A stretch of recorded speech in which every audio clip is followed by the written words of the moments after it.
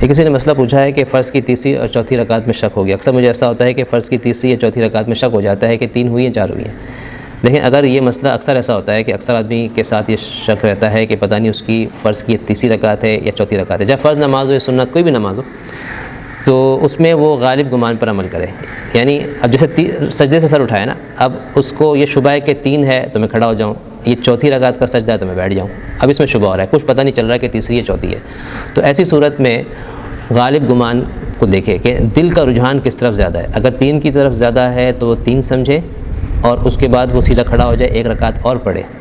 اور اگر غالب گمان اس کا 4 رکعت کا ہے تو اس میں بیٹھ جائے اور نماز ختم کر لے.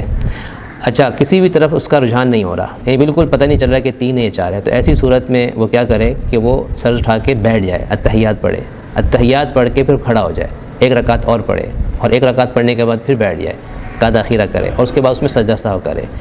اس کی وجہ یہ ہے کہ ہو سکتا ہے کہ 3 رکعتیں ہوئی تھیں تو اس لیے اس پہ ذمہ 1 رکعت باقی تھی, تو اس لیے اس نے 1 رکعت اور پڑھ لی. اور یہ بھی امکان ہے کہ اس کی 4 رکعت ہو گئی تھی تو اس لیے اس کو حکم ہے کہ بیٹھ جائے تاکہ وہ آخری قعدہ کر لے, آخری قعدہ فرض ہے. لیکن چونکہ امکان اور چانس تو 3 کا بھی تھا, اس لیے 1 رکعت اور پڑھ لے, اور اگر 1 رکعت اس نے زائد پڑھ لی ہے تو اس وجہ سے آخر میں سجدہ سہو کر لے, تو اس سے نماز کی ہو جائے گی.